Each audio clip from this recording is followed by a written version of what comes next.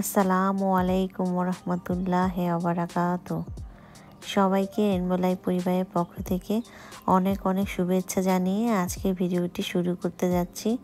আশা করি সকলেই ভালো আছেন।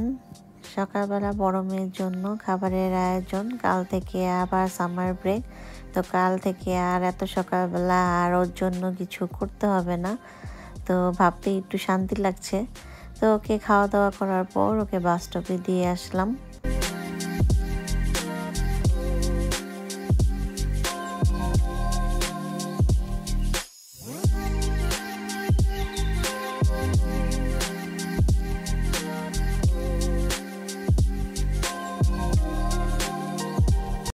মেয়েকে বাসে উঠিয়ে দিলাম। বাসায় এসে কেকটা কেটে নিলাম, আর কেক অলরেডি 2টা কেক শেষ হয়েছে, এটা লাস্ট কেকটা। তো যেহেতু বাসায় কেক ছিল, এরপরে আবার আমার হাজব্যান্ডের ফ্রেন্ডরাও কেক নিয়ে আসছিল, তো মোট 4টা কেক পরপর খাওয়া হচ্ছিল। যেহেতু একসাথে 4টা কেক হয়ে গেছে, মানে কেকের ছড়াছড়ি, আর বাচ্চারাও তো ক্রিম খেয়ে জাস্ট ফেলে রাখে, এরকমভাবে খাওয়া হয়েছে। আর এখন এয়ার ফ্রায়ারে এই তো চিকেন ভেজে নিলাম। আর এই এয়ার ফ্রায়ারটা কিনে আমার বেশ সুবিধা হয়েছে, আমি যখন তখনই ওদেরকে চিকেন ফ্রাই করে দিতে পারি কোনো ঝামেলা ছাড়াই।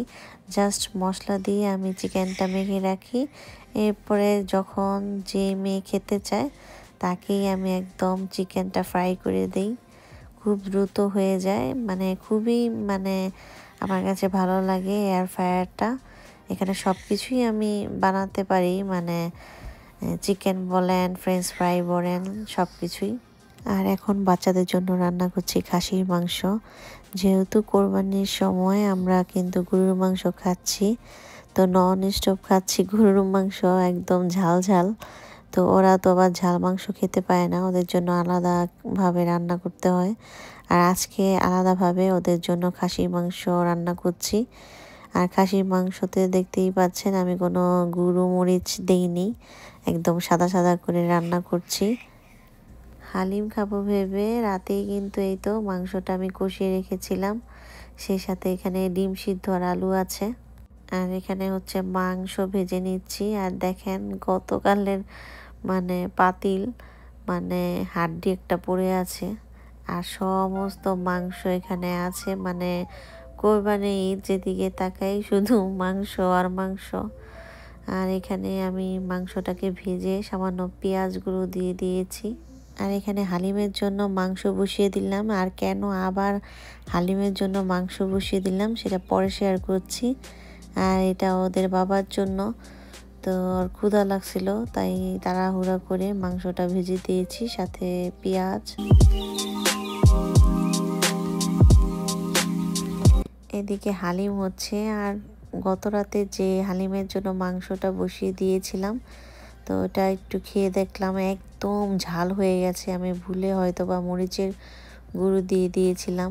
আর হালিমে কিন্তু ঝাল দিলে ভালো লাগে না, তাই নতুন করে আবার হালিমের মাংস বসিয়ে দিলাম। আর পাশে সব কিছু আয়োজন করে নিলাম রান্নার জন্য। হালিম খুব একটা আমরা ঘন পছন্দ করি না, পাতলা হালিম আমাদের সকলেরই ভালো লাগে। আর বাসায় কিন্তু আমাদের শসা ছিল না, তো এই বলে তো আর হালিম খাওয়া বন্ধ করা যায় না। তো শসা ছাড়াই কিন্তু আজকে হালিমের আয়োজন।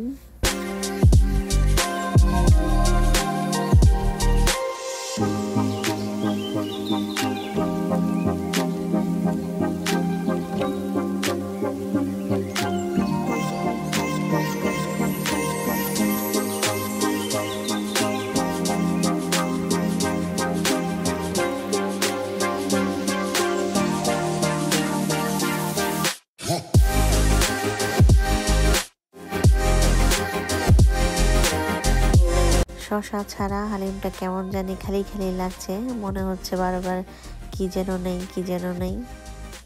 একসাথে হালিম খাওয়ার মজাই আলাদা, কিন্তু ওদের বাবা কিন্তু এখনো কাজ করছে, তো যার কারণে হালিমটা ওর রুমে নিয়ে যাচ্ছি।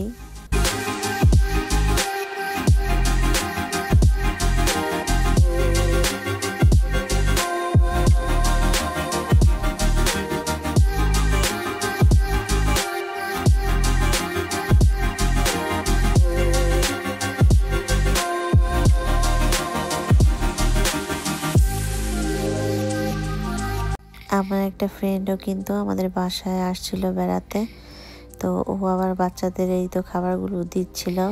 তো বিকেলবেলা আমরা খানিকটা এখানে বসেছিলাম, এরপরে আমরা চলে গেলাম একটু বাইরে কিছু কেনাকাটা করতে।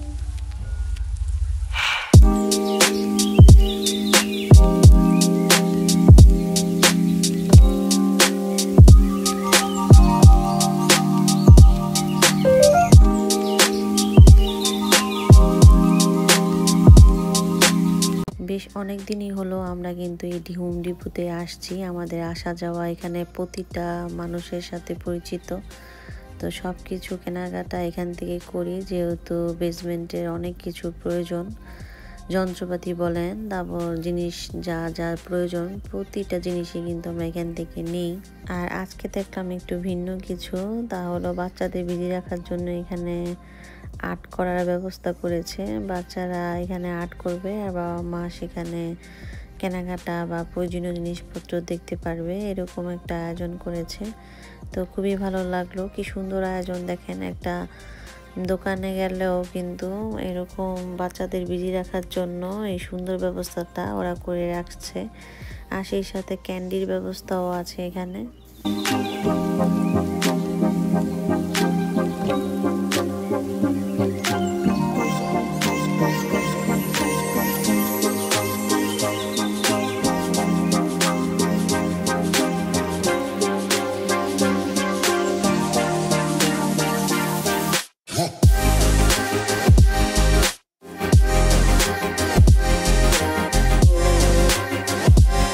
আর এখন যে ফ্যানটা দেখতে পাচ্ছেন, এই ফ্যানটা কিন্তু 2016 সালে আমিও কিনেছিলাম, ওদের বাবা কিনে দিয়েছিল, তখনও $20 ছিল, এখনও।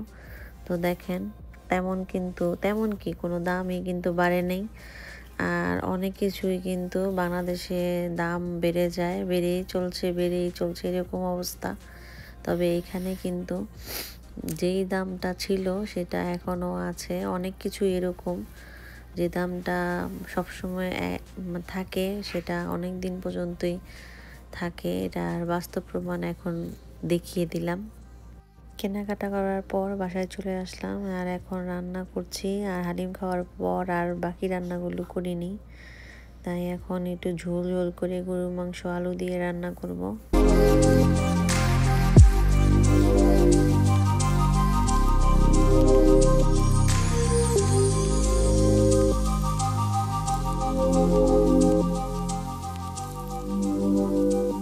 ঘরের মধ্যে এই পোকাটা চলে আসছিল, পোকা না প্রজাপতি হবে, এটা চলে আসছিল, তো ওকে আবার বাইরে বের করে দিলাম।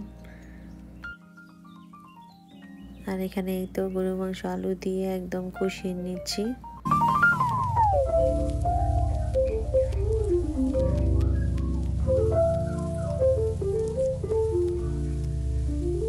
আর এই দেখেন ম্যাজিক, 2টা ডিম একসাথে আছে। তো কেমন মানে ডিম দেখেন, 2টা যমজ ডিম ফাটলে 2টা ভিতরে ডিম দেখা যায়, কিন্তু এরকম ভাবে হঠাৎ দেখে কেমন লাগে বলেন তো। আসলে ডিমের খাঁচির ভিতরে একটা ডিম ভেঙে পড়েছিল, সেই ডিমের ফাটা যে ইয়েলো যে কালারটা, ওইটা মানে আঠার মতো কাজ করছে, যার কারণে লেগে এটা অনেক শক্ত হয়ে আছে, মনে হচ্ছে 2টা ডিম মানে একসাথে এরকম।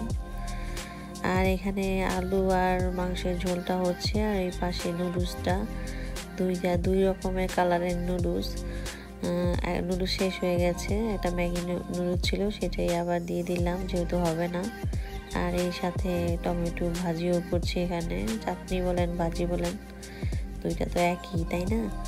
তো এই টমেটো চাটনিও বানাচ্ছি সাথে।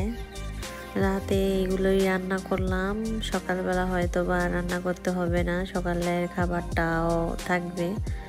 তো আজকের মতো এখানেই বিদায় নিচ্ছি। সবাই ভালো থাকেন, সুস্থ থাকেন। আল্লাহ হাফেজ। আসসালামু আলাইকুম।